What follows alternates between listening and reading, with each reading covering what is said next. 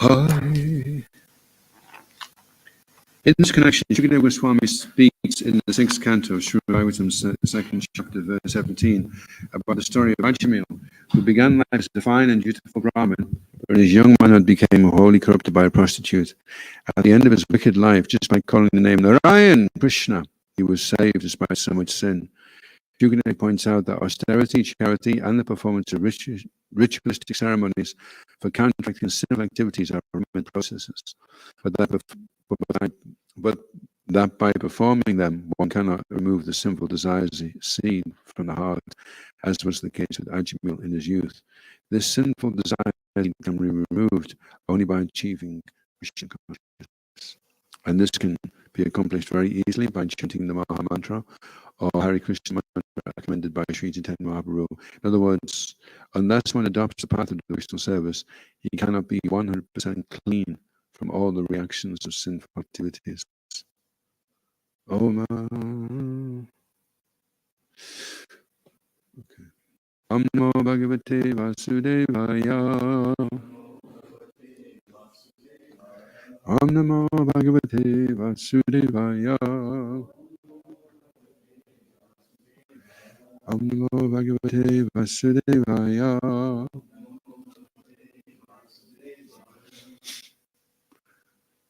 It's interesting that Srila Goswami Prabhupada is saying that you don't become free from sinful reactions if you still have that sinful desire seed in the heart. So that's the worst of all the reactions you can get. If you do something sinful and you just suffer for it, and that's it. But the problem is sinful activity causes sinful desires to enter the heart. And they're a worst reaction because the further our step to our world. If it was just to suffer, it'd be fine. Do something sinful, you get a slap in the face, everything's fine. You do something sinful, you get a slap in the face, and you want to do the same thing again, but worse. This is chapter 6. Prahlad instructs his demoniac schoolmates. This chapter describes Prahlad Maharaj's instructions to his class friends. In speaking to his friends who were all sons of demons, Prahlad Maharaj stressed that every living entity, especially in human society, must be interested in spiritual realization from the very beginning of life. When human beings are children, they should be taught that the Supreme Personality of Godhead is the worshipable deity for everyone. One should not be very much interested in material enjoyment. Instead, one should be satisfied with whatever material profits are easily obtainable. And because the duration of one's life is very short, one should utilize every moment for spiritual advancement. One may wrongly think, in the beginning of our lives, let us enjoy material facilities, and in old age we may be Krishna conscious. Such materialistic thoughts are always useless, because in old age one cannot be trained in the spiritual way of life. Therefore, from the very beginning of life, one should engage in devotional service, Shravan and Kirtan and Vishnu. This is the duty of all living entities. So the longer you leave it, the more difficult it gets. Material education is infected by the three moods of nature, but spiritual education, for which there is a great need in human society, is transcendental. Prahlad Maharaj disclosed the secret of how he had received instructions from Narada Muni. By accepting the lotus feet of Prahlad Maharaj, who was in the Parampara succession, one will be able to understand the mode of spiritual life. In accepting this mode of activity, there is no need for material qualifications. After Prahlad Maharaj's class friends had listened to Prahlad Maharaj, they inquired how he had become so learned and advanced. In this way, the chapter ends. So that's because sometimes we're doing programs and we're thinking, a few people turned up, but they weren't that interested. But these are schoolmates in a demoniac school that have been trained to be demons, and even God was able to get through to them. So it's not such a question of the people we're preaching to as the purity with which we can preach to them. If we have that purity that Prahlad Maharaj has, then we'll even affect the hearts of sons of demons. So this one is Canto 7, Chapter 6, Prahlad instructs his demoniac schoolmates, Text 1. Shri Parada Uvacha Komara Achret Pragyo Daman Bhagavatam Niha Dilam manusham janma tad api adruvam atadam Shri Prada Uvacha Komara Achere Pragyo Dhamam Bhagavatan Iha Dulabam Manusham Janma Tadapi Adruvam Atadam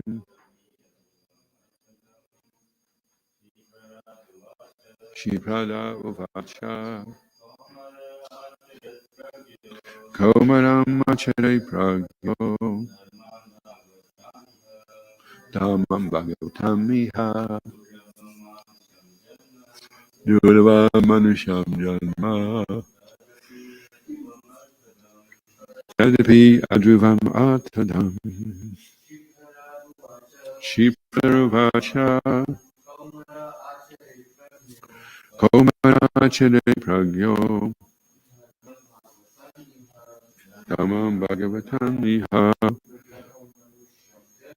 Duravanmushanjanma Adruvam Atadam Shipravacha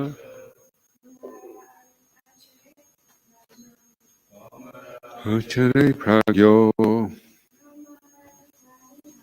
Dhaman Bhagavatam Iha Manmanashanjanma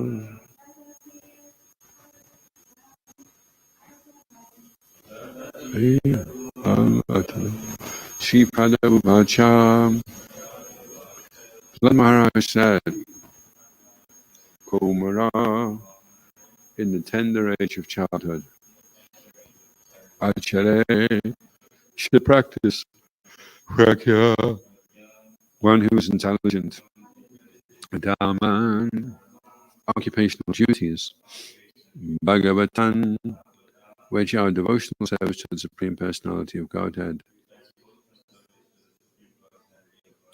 Iha, in this life, Dulabam, very rarely attained, Manusham, humans, Janma, birth, Tat, that, Api, even, Atruvam, impermanent, temporary, Artadam, full of meaning.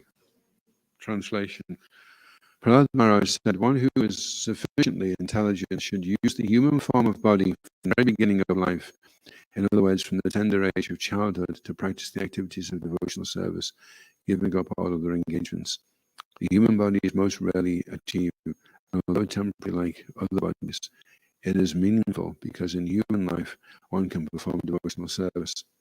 Even a slight amount of sincere devotional service can give one complete perfection. The whole purpose of Vedic civilization, of reading the Vedas, is to attain the perfect stage of devotional service in the human form of life. According to the Vedic system, therefore, the very beginning of life, the brahmacharya system, is introduced so that from one's very childhood, from the age of 5 years, one can practice modifying one's human activities so to engage perfectly in devotional service, as confirmed in the Bhagavad Gita 240, Swalpam api ashadamasha tarito mahato bhayat. Even a little advancement on this path can protect one from the most dangerous type of fear. Modern civilization, not referring to the verdicts of the Vedic literature, is so cruel to the members of human society that instead of teaching children to become brahmacharis, it teaches mothers to kill their children, even in the womb, on the plea of curbing the increase of population. And if by chance a child is saved, he is educated only for sense gratification. Gradually, throughout the entire world, human society is losing interest in the perfection of life.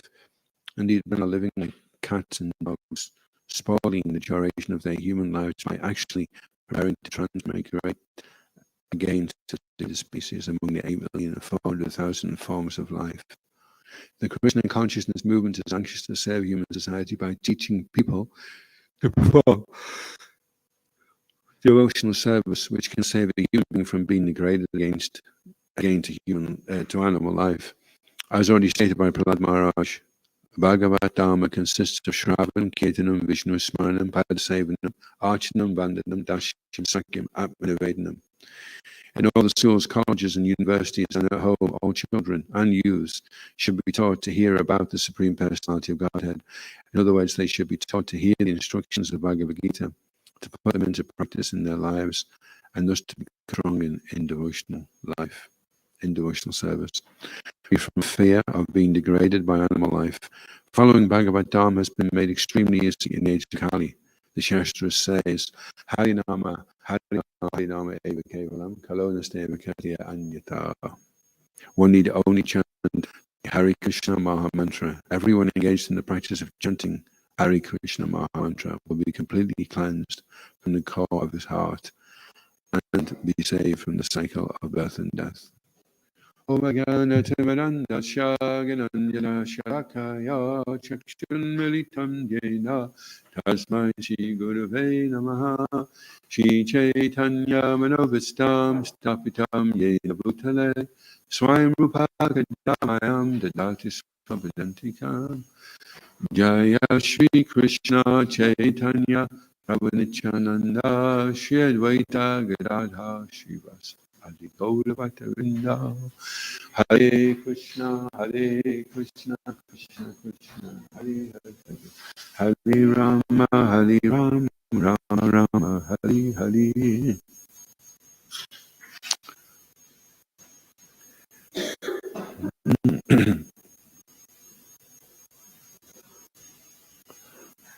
So what Srila Prabhupada is saying, it's very easy in this age, and all we have to do is chant Hare Krishna. And it's just a question of how to chant Hare Krishna. And it should start from a very tender age. And so Srila Prabhupada told some of his disciples that were older that they'll have to work harder with more urgency because they don't have much time to perfect themselves. So if somebody does take Krishna consciousness later in life, at least in the international society of Krishna consciousness, because under the umbrella of Srila Prabhupada's mission,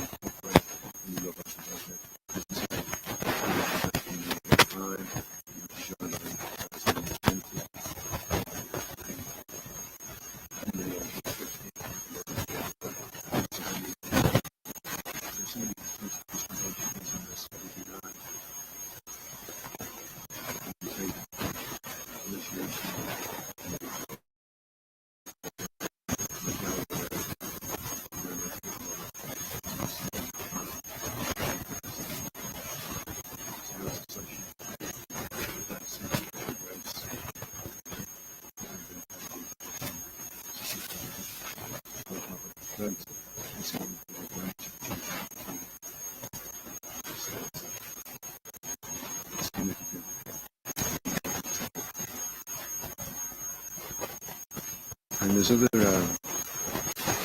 institutions that are there that are also practicing spiritual work, but they don't have the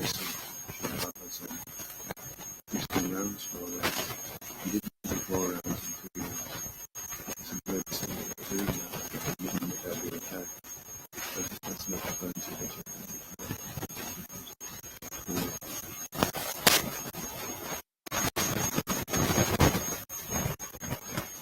so those that are intelligent should be interested. Prabhupada is beginning from the very beginning. One's very childhood, from the age of 5, one can practice modifying. So obviously the earlier it is. What's the first part of 240 is Nehabrikaman Sosti Prachavya Navijti Swalhampi. So Swalham is small. Swalham means just a very small. So we've guaranteed ourselves a human form, even if we only practice a little bit. And because we've shown some interest and rendered some sincere devotional service, maybe we don't render it sincere all the time, but from time to time we have our moments and we actually like what we're doing, and we're doing it in a very favorable way. Anyabi Lasita Sunyam, Yana Kamina Avridam, Anukuni Krishna Shilam Bhakti Uttama. We're doing it favorably. We're feeling gratitude in our heart.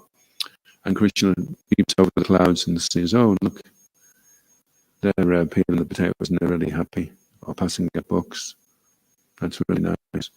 And then maybe the next day, they're not like keen on it at all. Maybe they're throwing the potatoes at the temple president. But still, they've done some sincere service. So as long as they don't get offensive, then they'll be okay. And they're on the path, Swasti Aina. They've started the auspicious journey, and now it's just a question of time. How long do you want to take before you go back and finish once and for all? So from the perspective of being back and looking back on your life, if you achieve eternality, when you reflect back, and you won't reflect back very much, because in eternality, even a million lifetimes of Brahma don't really come up to very much. You can imagine what that must be like. And eternal, see, our consciousness is squeezed right now into this fine tether, which lies between past and future. Very, very fine, razor fine sliver of consciousness. And the consciousness is moving along. Very, very, we just have a very minuscule.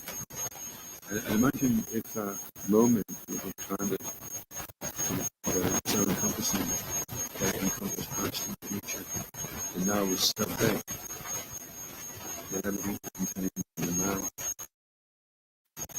So you can imagine being in that and then reflecting on your time. I mean, this is one lifetime, but imagine you're back in the spiritual world. Your consciousness now is not limited by the past and the future. It's in the eternal present, which lasts forever, all encompassing. And then you have some thought, remember the days I was on Beacon Street, but it would sound to you, it won't even be like a speck of a speck in the consciousness that you're in. I know this won't mean anything. So although we say we don't die, there was a time we didn't know in the future we know. Although we say that, the fact is, this is a very sobering thought, but the fact is that as we are right now, we does die. Everything that we know ourselves as does die. Everything you see yourself as, think yourself of as being right now in this conditioned state, that dies. And it dies forever, once and for all. It's dismissed into the oblivion once you achieve that state of reality. This whole nothing, that you got three silk dhotis and a pair of socks with a hole in it, and you came from Liverpool, and you can play football. It just won't mean anything. It'll just be the same as if you died. You won't even be interested in it.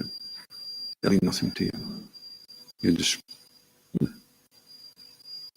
something like being dressed up in a fancy dress party, and the students ready to take those on you these days, and a bad haircut, and we're going around playing the game, and they say, okay, that's the game over, and everyone takes it off.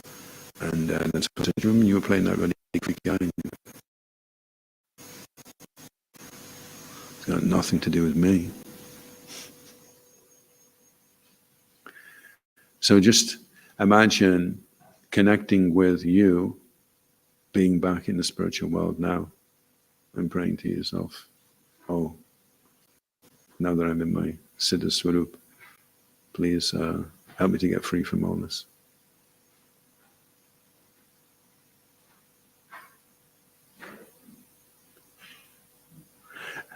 So yeah, we do die. Everything we know ourselves as does die, and it is and it's not consciousness. So how much are we aware of ourselves in our unconditional state? And Prabhupada said that actually in the personal service, the spiritual body starts off as a seed and it starts to grow and develop.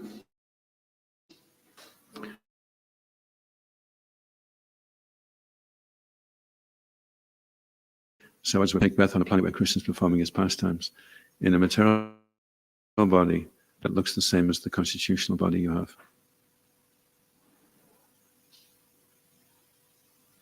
And then you're getting trained up how to be a gopi or a gopa in that body. And then that body gets left, and then you go into the spiritual world. Any questions or comments?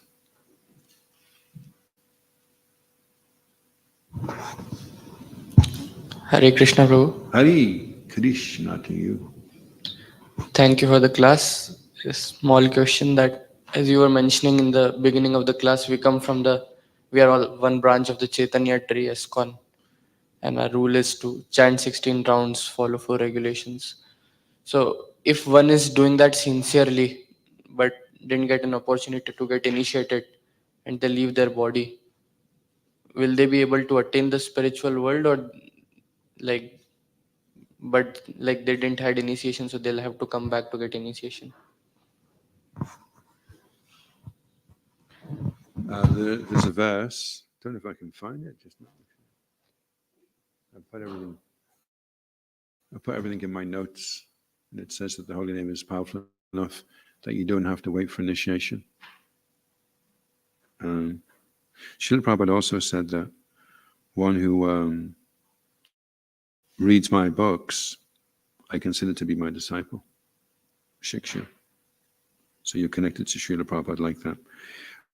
Of course, if you're reading his books properly, then you'll see that they're telling you to get initiated. That's why Kadamba Maharaj, before he left, he gave all his disciples initiation straight away, even though some of them weren't ready for it. He just gave them it there and then, and asked them to come up to the standard. I think I've got that much in it now that it's hard.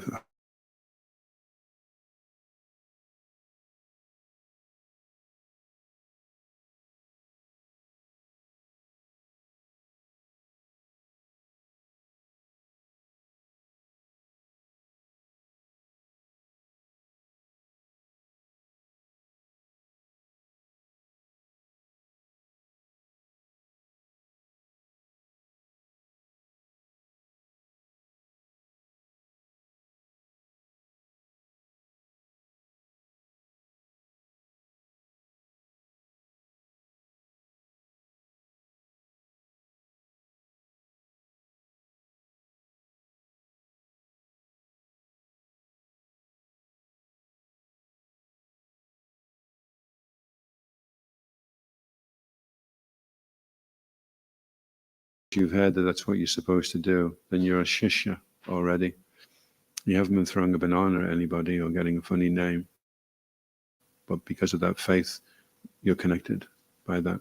And somebody could formally take initiation and get a funny name and throw his banana, and he may not be initiated, because initiation means to start spiritual life, and he may not have. He may have just gone through the semantics, the external rituals, but in his heart, he hasn't accepted the spiritual path. He hasn't embarked upon swasti ayana as yet.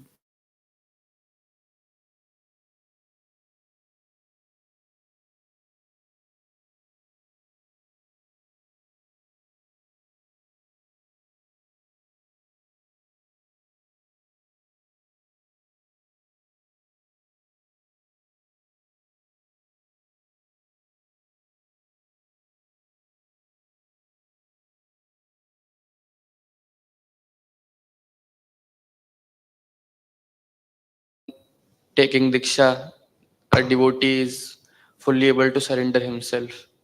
So that is what made me think. Just like if you get married and you could be looking over your wife's shoulder at the pretty girl at the end of the church, and so formally you're getting married,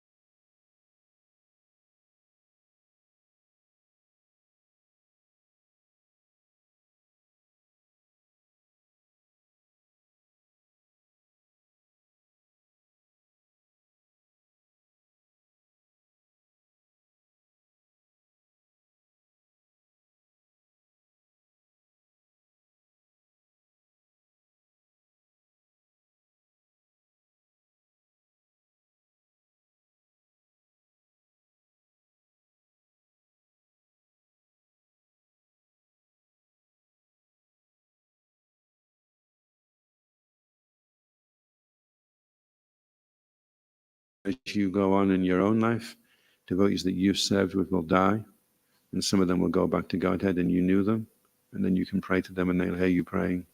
You'll be saying, oh, please help me. I'm over here and I need help. You say, oh, that's Kartikeya. He's having a tough time on Buchanan Street. Give him a hand.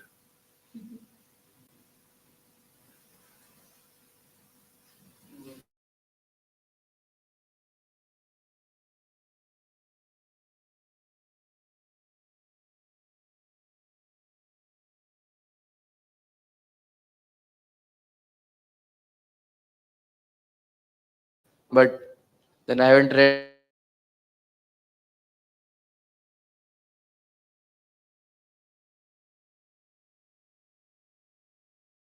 And I went to the Srimad Bhagavatam class in ISKCON temple. They were talking about 10th canto.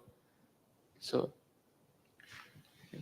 Yeah, you shouldn't purposely go and study it. There's incidents.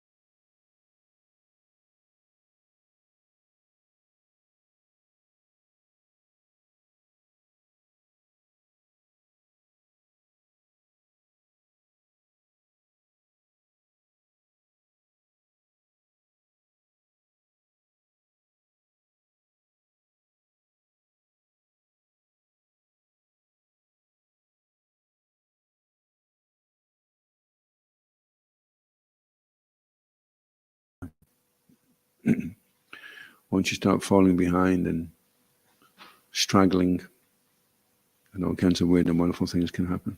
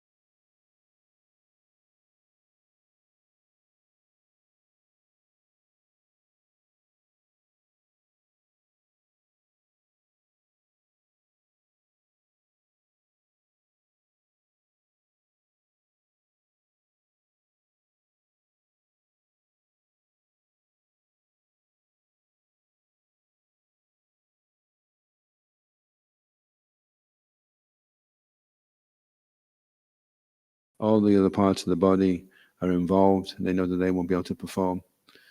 So you have to function.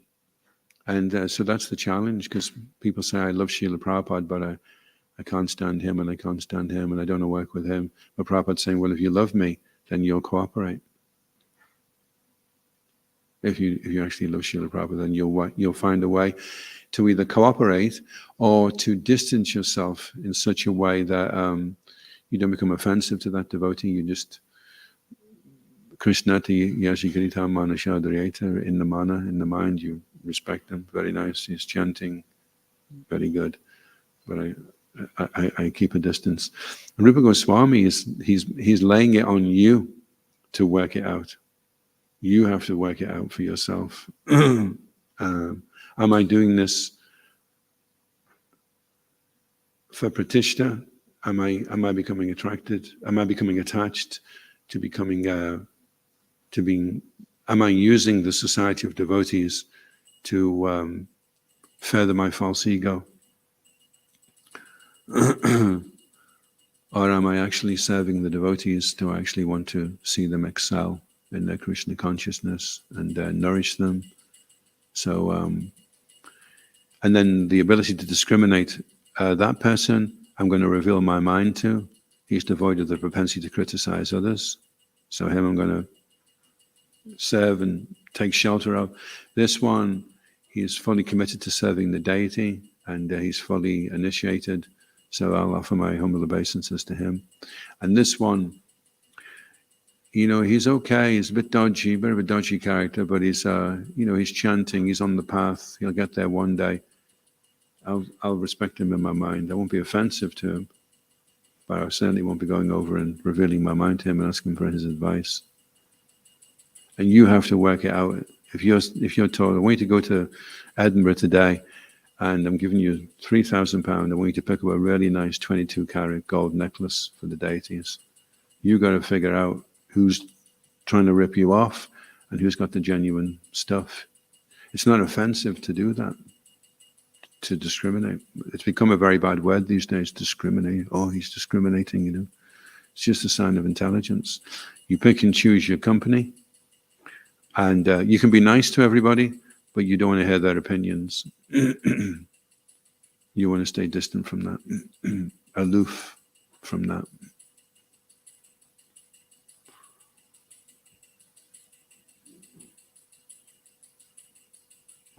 Thank you, Prabhu. Very helpful.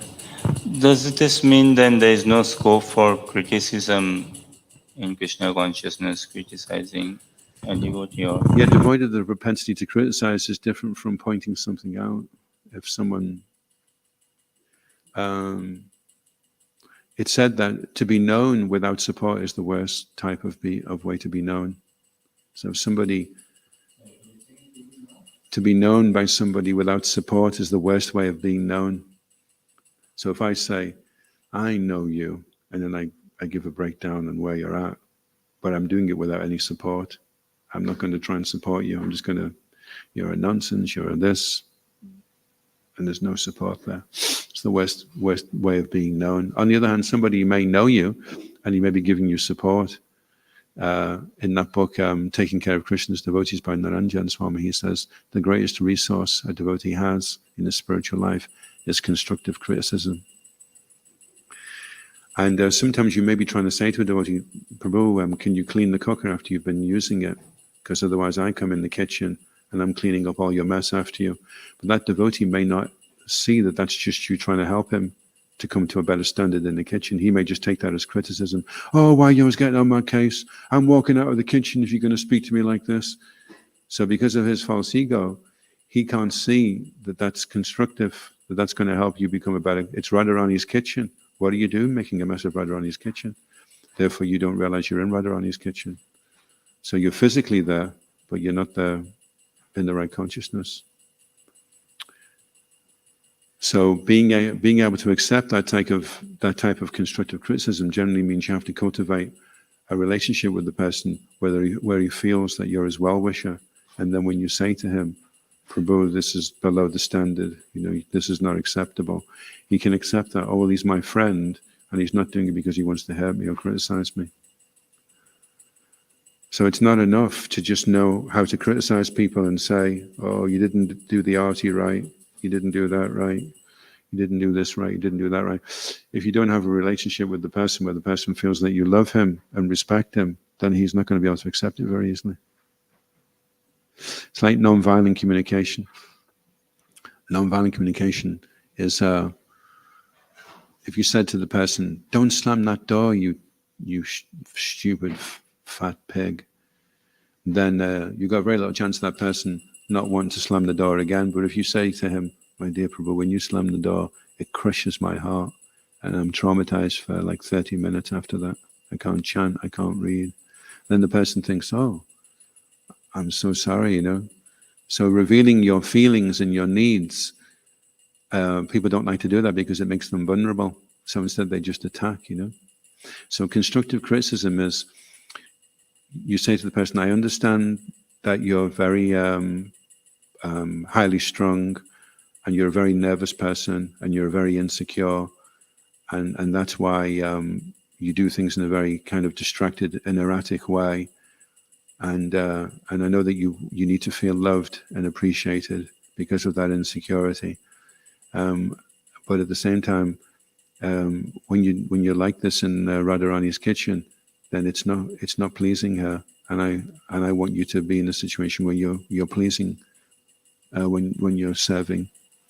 Then the person can think, oh, okay, he's not doing this to try and boost his ego or to traumatize me. He's doing this because he wants me to excel in my devotional service.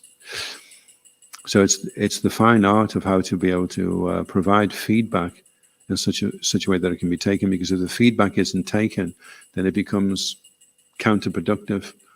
Then the person may be even more messier and untidier as his way of revolting because he thinks that you've attacked him, and now if he agrees to what you're saying in some way, he's been defeated. So therefore, he's going to show that I'm going to do it this messy way, and it's okay. I'll just sort things out. This is the way I've got to do it, So then the person is fighting against himself and fighting against somebody that is tending to be his friend, There was a lady that went on a boot camp with a friend, and it wasn't a friend actually. The boot camp was an exercise by the bosses of this company to try and bond relationships. This woman turned around. She says, "Why don't you stop pretending to be this namby-pamby librarian? It's just a nonsense act that you're playing. Why don't you just be real?" So for 12 years, this woman was traumatized by this, and she kept thinking in her mind, I should have just stopped her there and then said, who do you think you're talking to? And I should have slapped her. But for 12 years, it just kept going around in her mind, how could she talk to me like that? What is she saying? I'm false, I am a librarian. What are you talking about, And then she went to a nonviolent communication meeting, and he was saying, what do you think the feelings are behind the way when people are speaking, what do you think the feelings are that are behind it? And she suddenly realized the person wanted to be my friend. It's the only one in my entire life that wanted to have a connection with me, the real me, So she dashes out of the meeting, 12 years later, she's trying to find this person, the only friend she ever had in her life, So the ability to translate what someone is saying and see the feelings behind why they're saying it, what's making them say it that way. Is it because they're upset? Is it because they feel that you don't love them, that you don't respect them? And therefore it's coming out in this very distorted way. So, criticism is a very... and because in ISKCON we have so many standards and so many things that we have to do, then there is a lot of criticism going around, because there are so many ways where we fall from the standard, we're not Pujari clean. Or we think we're Pujari clean, but we put our socks in and then we put the rest of our clothes in, which means everything that we're wearing is now contaminated by our feet. And then we purify our hands, but everything's contaminated. And so there's all these little things going on, and the longer you've been around, the more aware you are of them. And then you're thinking, well, if I go and say that, the person will be upset, So therefore I won't say anything. And then it may take years and years and years before the person turns around and says, Prabhu, could you give me better feedback? Am I doing this? How can I improve in doing this, And then we can all move forward. So a couple of things just on what you just recently said, sir. So is it like practicing devotional service with more rules and regulations? Be careful not to put socks first, and being as much Pujari clean say as one can be, and all of this. How can one actually transcend from this Vedic Bhakti rules and regulations to actually Raganuga Bhakti? We go from Vaidhi to Raganuga when we're not doing something because we have to do something, but we're doing something because we want to do something. Then we want to follow the rules and regulations. We want to purify our hand. It's not that I'm a Raganuga now and I'm wearing my socks on my head because everything's okay, I'm 100% into everything, We follow the rules and regulations even better because we want to follow them. So until one is 100% perfect in following rules and regulations, he is not into Raganuga Bhakti, is it? No, the intention to want to do the right thing is spontaneous. And then I had two accounts just recently, devotees that were with Srila Prabhupada, and they said that one thing that they noticed when they were around Srila Prabhupada was he never made mistakes. Like just a simple thing, he just rolls up a piece of paper and he goes like that. He doesn't even look, and it sails into the air and it lands smack in the middle of the bin. Or there was one Brahman was saying he was eating a mango, and he went, and he just spat the pip out, and it arced across and landed in the bowl. Now, normally, even if it landed in the bowl, it'd spin around and fly back out again, but it just arced, landed in the bowl, spun round, and then just settled down. Everything was perfect. He never made any mistakes. So that's and Nitya Siddha, I just heard recently as well, Nitya Siddha isn't the same as Jivatava Tatashta. I mean, he's Jivatava, but he's not Tatashta Shakti. He's Sandini, or he's Haladini Shakti, Nitya Siddha. So it's a special, very special personality, you know. So they are spontaneous. We're aspiring by their association to also to get that spontaneity. But that's not measured by how well you follow rules and regulations. It's measured more by how intense is your desire to want to please. And if that's there, then even if you do something externally which seems to be against the rules and regulations, like Lord Nityananda comes out of a pub, but we know that Lord Nityananda is pure. An avadut is someone that will just, you know, Lord Nityananda was walking around with his dhoti on his head, naked. And you could say, excuse me, you're not following the rules and regulations. But he's beyond the rules and regulations. But if someone takes that cheaply, oh, I think I'll become an avadut, and he's walking around with his dhoti on his head, and he's not following the principles, and I'm spontaneous, I don't have to worry about that, you know. Thank you. How important it is to have friends in devotional life for advancement, and can one of the measure be that how many friends I have, say, in devotional life?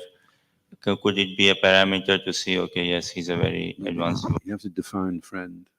Is it somebody that you hang out with and you make jokes with and you both like the same type of music? Is that a friend? Kindly help understand what is a devotional friend then, and then is it important to have devotional friend? Yeah, well, to have a friend in Krishna consciousness is somebody that you can trust and somebody that is pleasing his spiritual master and following nicely. If you have a friend who is not following his spiritual master very nicely and is maybe even going back in his Krishna consciousness, then that friendship will drag you back. So you have to be selective. I mean, a father had 10 sons and he loved them all, but he only trusted one of them. And having somebody that you can trust in devotional life is very special. Somebody that you could completely open your heart to, and the person doesn't judge you. He understands you, but he gives you support. And for some devotees, that the only person they have in their life like that is their spiritual master. And if the spiritual master has a lot of disciples and he doesn't get a chance to see them very often, then it makes it difficult for that devotee to continue on day by day.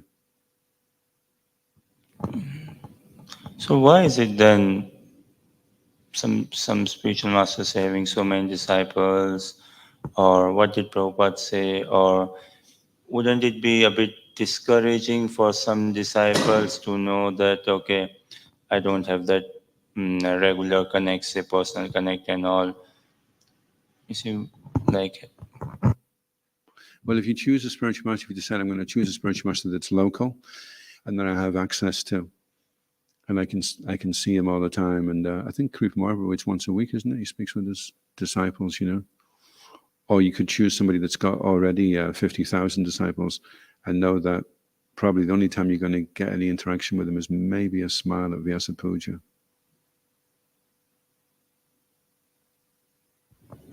Is there some kind of then fixed recipe, like in terms of choosing a spiritual master? Formula is probably better than recipe.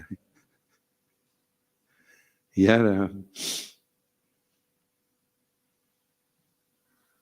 I mean, the spiritual master, you choose the spiritual master, but the spiritual master also chooses you. That's also something that takes place. You may think you're choosing him.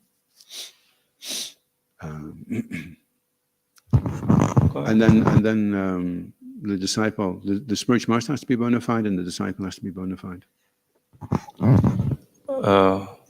Just a thought, because sometimes we see someone as a spiritual master, but the person is listening to more of someone else's classes, say, and all, or this and that, something like that. And what spiritual master has to be bona fide, understood. What does it mean the disciple has to be bona fide? Well, the disciple, the bona fide spiritual master is a bona fide spiritual master because he's a bona fide disciple of his spiritual master. So you only become eligible to be a bona fide spiritual master when you show that you're a bona fide disciple. In other words, when you'll follow implicitly what your spiritual master wants. And then if you're a first class disciple, you follow what your spiritual master wants even without him telling you. You'll understand that this is what he wants, you know. If you're not so advanced, then you'll have to be told by the spiritual master. And if you're even less advanced, then you have to be chastised by the spiritual master and told that's not the way to do it. You have to do it like this, you know. But the first class disciple will know in every situation what he needs to do to please the spiritual master.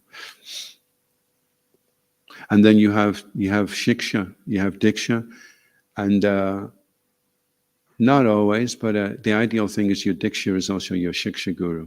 That's the ideal.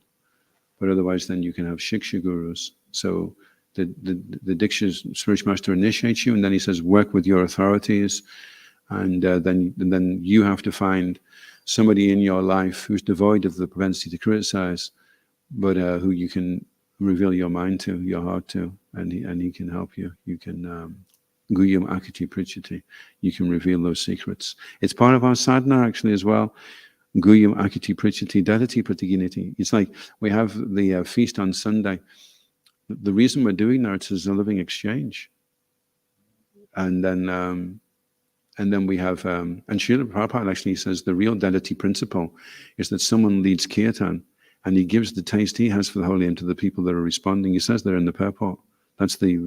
We also can give gifts to each other, and that's also a living exchange, and that's nice. But the real deity principle is that you give somebody your faith and taste in the holy name so that when they're in the kirtan that you're leading, they become enlivened, you know. If you're ever in a kirtan and somebody that's leading is very advanced, I remember I was in a kirtan with Bhakti Rasamrita Maharaj, and it was just a totally different experience, you know, from another person leading the kirtan.